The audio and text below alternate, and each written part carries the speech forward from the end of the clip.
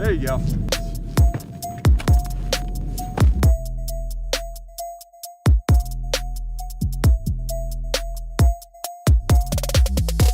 Put bricks on the wall.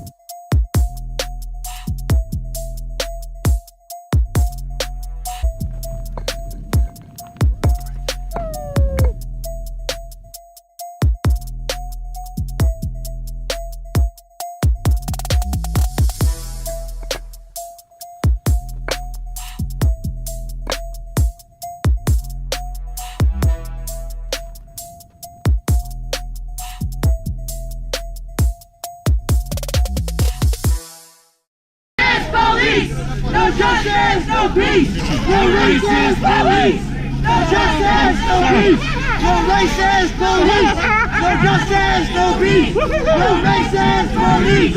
No justice, no peace!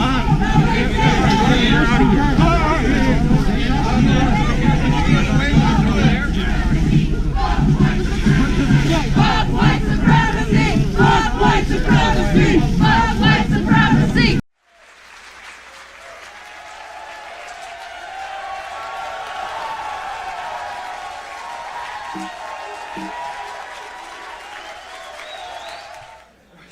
Good evening, welcome back to the Dangerous Faggot Tour. It seemed natural to start the tour in Texas because you love freedom.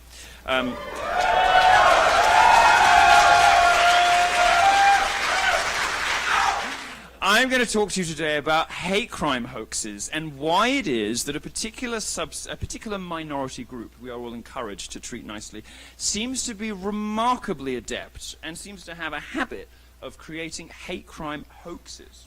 We have discovered that there is one group in the LGBT spectrum that seems to have a propensity for imagining things that didn't happen, or indeed committing crimes against themselves, and they are our rug-munching friends, the lesbians.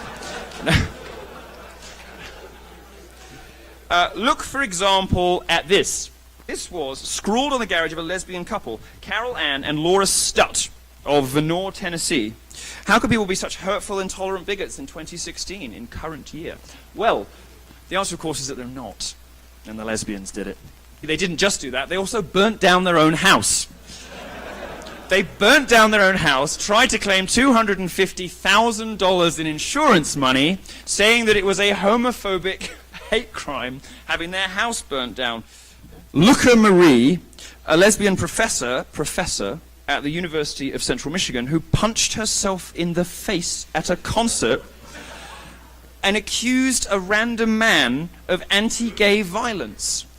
How much do you have to hate yourself to punch yourself in the face? Most shocking of all is the story of Charlie. This is Charlie. No, it is a woman. Charlie, behave. This is Charlie. Now, Charlie is a lesbian woman in Nebraska who claimed that 3 men in ski masks invaded her home, beat her, spray-painted her house with anti-gay slurs, carved slurs on her body, and then set fire to the house. And they say lesbians have no imagination. Kerry Dunn, guess what her job is? Second one I've had today. A professor, a lesbian professor. At Claremont, I think. Yes, Claremont claimed that racist hate slogans have been scrawled on her car. This is Azalea Cooley, a black, lesbian, wheelchair-bound cancer sufferer. No, that's not funny. What is funny is she felt the need to go for even more victimhood credentials than what she already had by faking a hate crime. She lied, and she said that racists had lit a cross on fire in her porch. CCTV footage later showed her wheeling herself out and setting fire to it herself. Sarah Kasperite, there we go, there's Sarah. Sarah Kasperite, a student in Oklahoma, claimed that homophobes carved the word lesbian into her flesh. Imagine that. Imagine a crime like that. Well, she did it to herself. Anyway.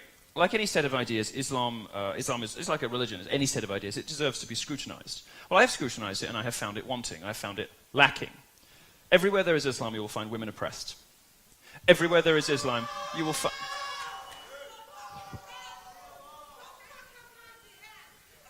You're wearing a hijab in the United States of America. What is wrong with you?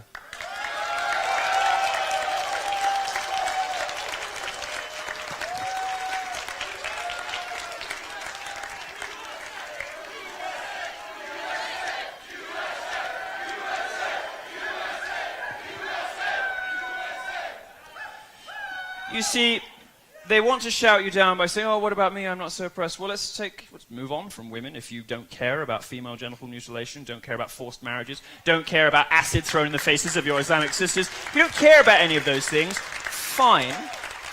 Let's talk about gays instead. In 12 Islamic countries, I could be killed for my sexuality. Is that okay?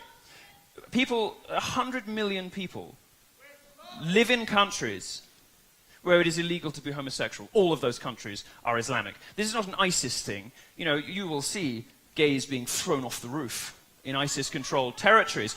But this has nothing to do with terrorism. This is mainstream Muslim culture. Your religion does it everywhere your religion exists. It is a threat, an existential threat to gay people.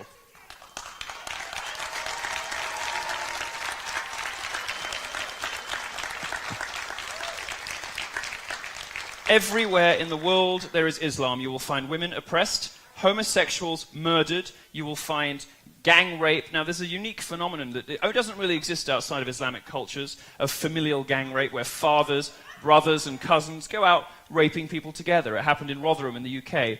And the liberal establishment in the UK didn't investigate this because, according to a government report, not a far right-wing blog, according to a government report, 1,400 young girls were raped in racially or religiously, as you choose to define it, motivated crimes, because both the police and the authorities were too scared of being called racist to intervene.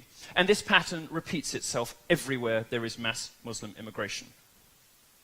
My suggestion to you, America, is that you don't need it here. Learn your lesson from 9/11. Learn your lesson from Orlando.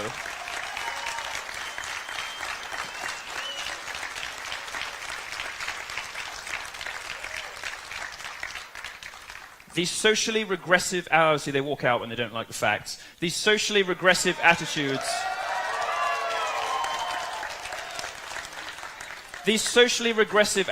of Muslims in the West are horrifying. Absolutely horrifying. The surveys show that 52% of British Muslims think that my sex life should be made illegal. 39% of them.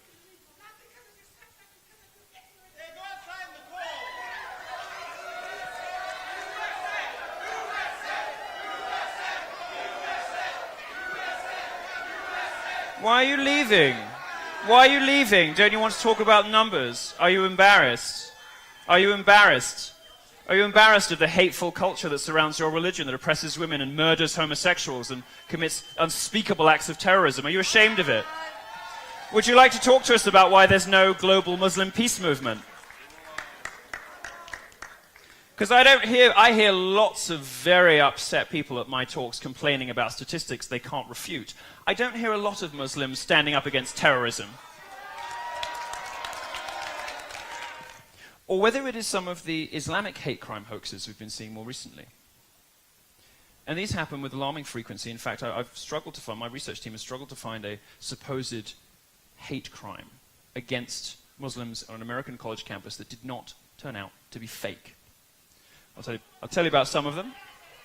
One student at the University of Louisiana admitted her attack was completely fabricated. She made the whole thing up because Trump supporters attacking a Muslim woman is simply believable to liberals fed a steady diet of hate by fake news.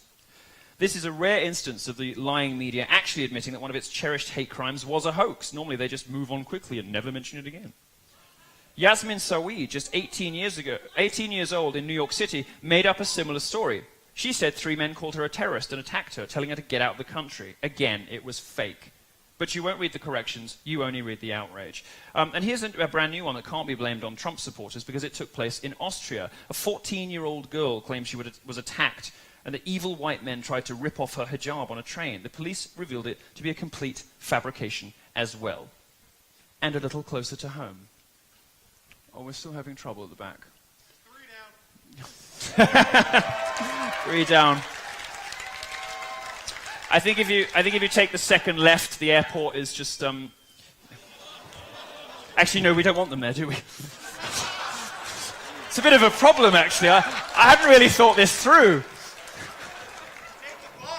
I need to hear more, by the way, but I always find it interesting to find out what people were like who founded these organizations.